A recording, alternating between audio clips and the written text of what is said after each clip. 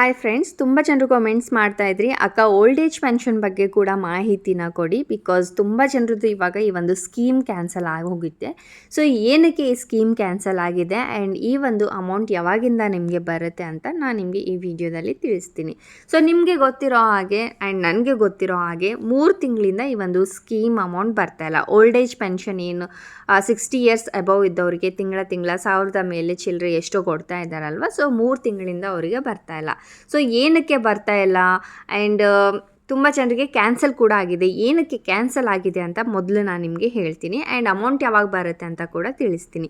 Video ಶುರು ಮಾಡೋಕ್ಕಿಂತ ಮುಂಚೆ ಇನ್ನೂ ಚಾನಲ್ಗೆ ಸಬ್ಸ್ಕ್ರೈಬ್ ಆಗಿಲ್ಲ ಅಂದರೆ ಸಬ್ಸ್ಕ್ರೈಬ್ ಮಾಡ್ಕೊಂಡಿರಿ. ಸೊ ದ್ಯಾಟ್ ನಿಮಗೆ ಇದೇ ಥರ ಟ್ರೆಂಡಿಂಗ್ ಅಪ್ಡೇಟ್ಸ್ಗಳು ನನ್ನ ಒಂದು ಯೂಟ್ಯೂಬ್ ಚಾನಲಲ್ಲಿ ನಿಮಗೆ ನೋಡೋದಕ್ಕೆ ಸಿಗುತ್ತೆ.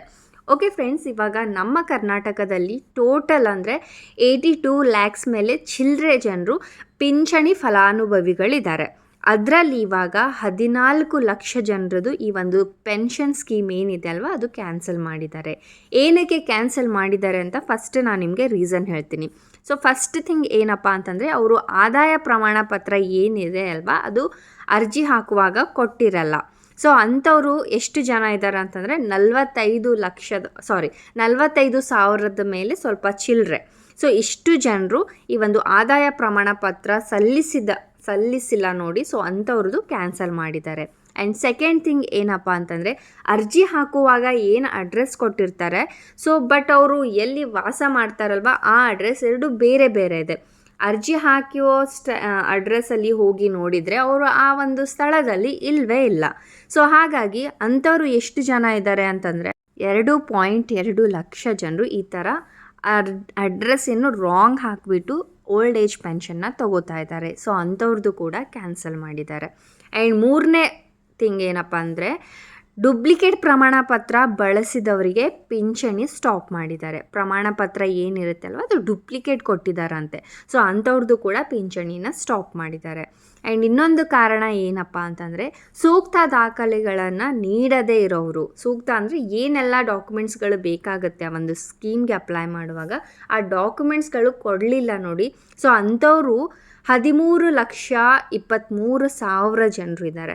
ಸೊ ಅಂಥವ್ರದ್ದು ಕೂಡ ಈ ಒಂದು ಓಲ್ಡ್ ಏಜ್ ಪೆನ್ಷನ್ನ ಕ್ಯಾನ್ಸಲ್ ಮಾಡಿದ್ದಾರೆ. ಆ್ಯಂಡ್ ಇನ್ನೊಂದು ಮೇನ್ ಇಂಪಾರ್ಟೆಂಟ್ ಏನಪ್ಪ ಅಂತಂದರೆ, ಈ ಒಂದು ಓಲ್ಡ್ ಏಜ್ ಪೆನ್ಷನ್ ಬಂದುಬಿಟ್ಟು 60 ವಯಸ್ಸು ಆದವರಿಗೆ ಅಂಥವ್ರಿಗೆ ಈ ಒಂದು ಸ್ಕೀಮ್ ಇದೆ. ಆದರೆ 50-55 ಇರೋರು ಕೂಡ ಫೇಕ್ ಏಜ್ ಪ್ರೂಫ್ ಹಾಕ್ಕೊಂಡು ಅಂಥವರು ಕೂಡ ಈ ಒಂದು ಓಲ್ಡ್ ಏಜ್ ಪೆನ್ಷನ್ನ ತಗೋತಾ ಇದ್ದಾರೆ. ಸೊ ಅಂಥವ್ರದ್ದು ಕೂಡ ಈ ಒಂದು ಪೆನ್ಷನ್ ಸ್ಕೀಮ್ನ ಕ್ಯಾನ್ಸಲ್ ಮಾಡಿದ್ದಾರೆ.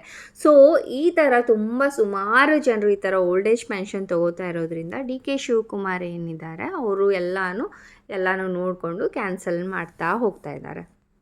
ಆ್ಯಂಡ್ ಇದೆಲ್ಲ ಮೊದಲೇ CM ಸಿದ್ದರಾಮಯ್ಯ ಸರ್ ಇದ್ದಾಗಲೇ ಮಾಡಬೇಕಿತ್ತು, ಬಟ್ ಅವಾಗೇನೂ ಮಾಡಲಿಲ್ಲ. ಇವಾಗ DK ಶಿವಕುಮಾರ್ ಸರ್ ಏನು ಹೊಸ CM ಆಗಿದ್ದಾರೆ. ಸೊ ಇವಾಗ ಎಲ್ಲನೂ ಕರೆಕ್ಟಾಗಿ ಚೆಕ್ ಮಾಡಿ ಇದು ಮಾಡ್ತಾಯಿದ್ದಾರೆ. ಆ್ಯಂಡ್ ಇದರಲ್ಲೇನು ರಾಂಗ್ ಇಲ್ಲ, ನನ್ನ ಪ್ರಕಾರ ಕರೆಕ್ಟಾಗಿಯೇ ಮಾಡ್ತಾಯಿದ್ದಾರೆ. ಬಟ್ ಸೊ ಯಾರೆಲ್ಲ ಕರೆಕ್ಟಾಗಿ ಡಾಕ್ಯುಮೆಂಟ್ಸು ಏಜ್ ಇದ್ದವರು, ಕರೆಕ್ಟಾಗಿ ಏಜ್ 60 ಇಯರ್ಸ್ ಆದವರು ಏನು ತಗೋತಾ ಇದ್ರು ಅವರಿಗೆ ಸ್ವಲ್ಪ ಪ್ರಾಬ್ಲಮ್ ಆಗ್ತಾಯಿದೆ.